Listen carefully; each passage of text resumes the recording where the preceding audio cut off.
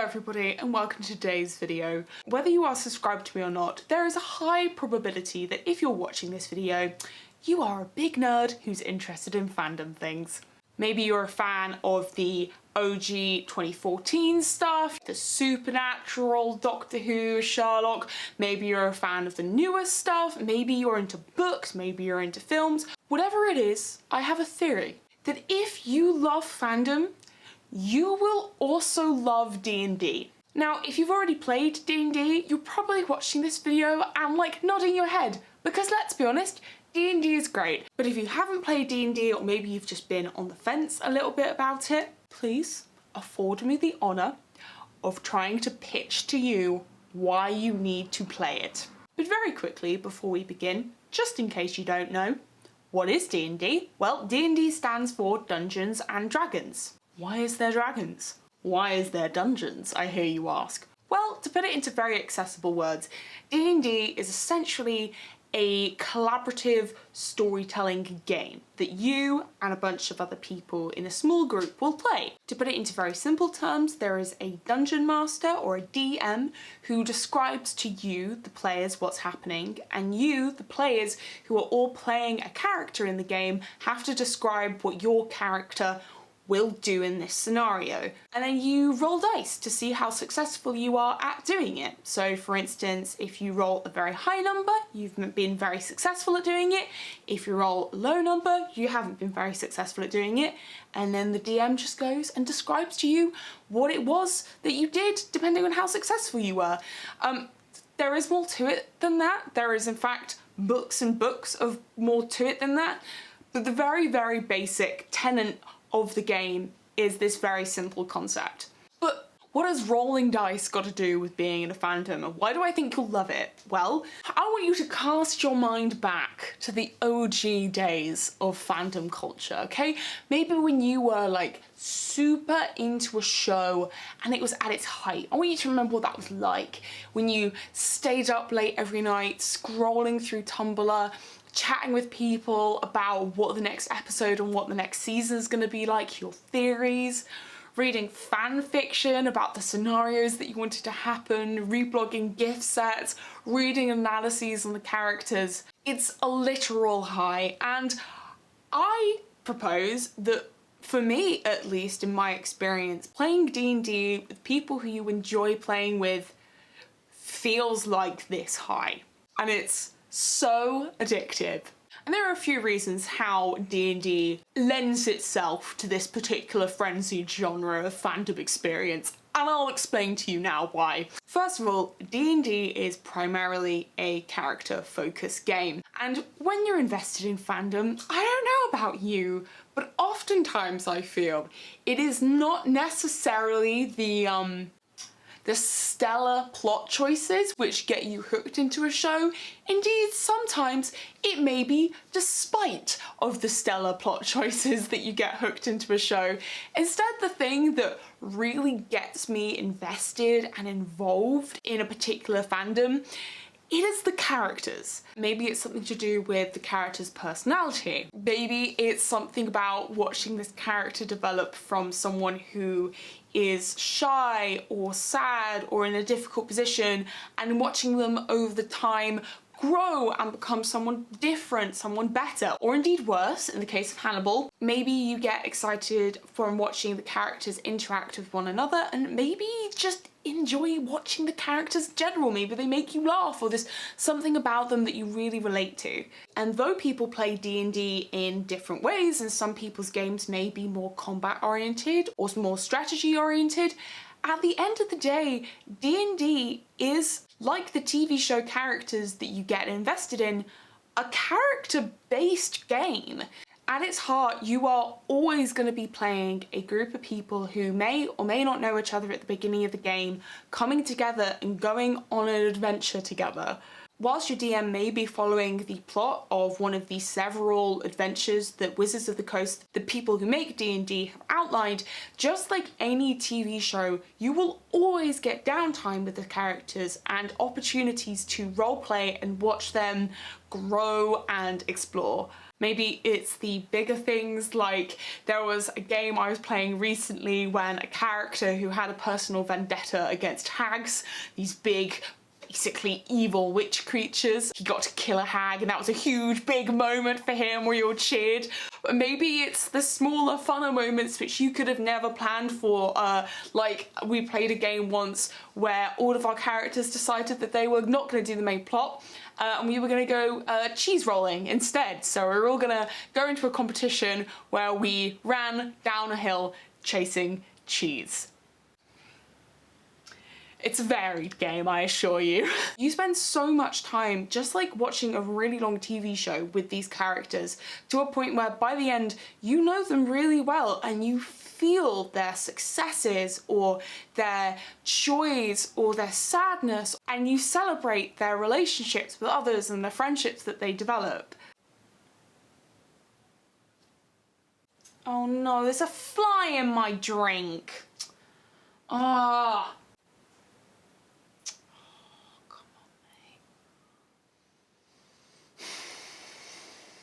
Okay, then we'll ignore that. So basically, if you just want a new set of characters to get emotionally compromised by, play D&D. My second key point though is in D&D, you are in control. That is right. No more BBC. No more CW. No more network executives. You're in control. You're the captain now. Oh yeah. You know what that means? You can make them as gay as you want. You can ship them with the other player's consent with whoever you want. Anything can happen. Though there are some caveats to this, obviously you've got to work with your DM and you've got to work with the other players to tell a good story. You can choose what your character says. It's your character. Mate, you go for it. For example, I have a character named Rin. He is a little elvish twink, and you bet that I'm gonna get him to fall in love with a hot dwarf. Okay? I'm waiting for my time, and Rin's love story shall be epic. Also, on a more serious side note, D&D, if you wanna like explore some things for yourself, maybe you're questioning your gender, maybe you're questioning your sexuality, maybe you're exploring a certain theme in your life, D&D. Perfect way to do it, mate. You just want to hang out in the head of a character who's somebody else for the day and see what that's like? D&D. In fact, Rowan did an amazing video all about LGBT people playing D&D, which you should definitely watch, and I will link down below, which goes into this in more detail because it is impeccable. Go forth, my gays, and have fun. Just know you will never have to experience the pain of other people controlling the characters and making them do stupid shit, because you are the one who can make them do stupid shit instead. But this time, it's deliberate. Speaking of making characters do stupid shit, D&D is just crack for writers. If you are into fandom, there is a high chance that you also are either a writer, an aspiring writer, or you just enjoy storytelling in whatever form. And I can honestly, genuinely say that D&D is the thing that has gotten me into writing again. After university, and especially during university, I felt such pressure to make everything I was doing absolutely perfect, and I overthought all of my writing. Whereas with D&D, you can't really do that. Because all of it is improvised and in the moment, it forces you to think on your feet and just respond, right, what is my character gonna do next? Or what is the plot gonna do next? And that keeps you on the toes but gets you into the practice of actually just making decisions and doing things. Especially if you want to DM, D&D is perfect. You've got a whole group of people who just want to collaboratively tell a story with you, but you get to decide the parameters of it, where it's set, what the general plot is, or you can just follow someone else's story like I was saying using one of the books and just get practice telling stories that way. Mate, It's just gold dust if you want to be a writer. If you want to try out a certain character or a certain trope or a certain theme or explore something, nobody else is going to see it. It's not going online, it's not going to be written down or posted. It's just for you and your friends to explore and have fun doing, which I find gives me massive freedom. Maybe you are a less confident writer and you don't know what you want to write or what you want to play. Dude, just play the characters that you love.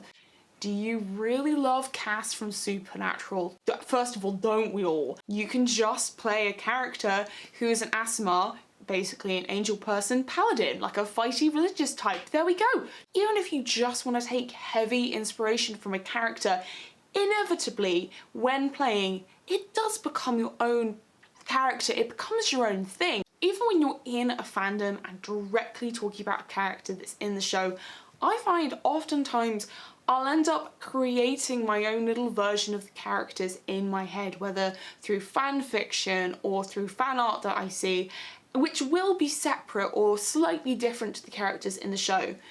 You can do that with D&D. The great thing about D&D is that it's so versatile that you can do that. Oftentimes there's so many races you can play, so many different classes or different roles that you can have, that you can adapt it however you really want to fit the game.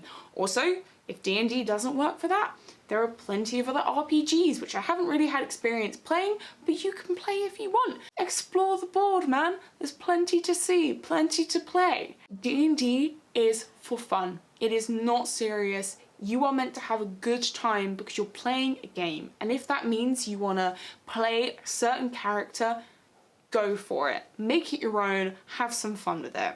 And finally, D&D is such escapism. You may be able to tell, I hope you can tell by watching this video, how genuinely passionate I am about playing this game.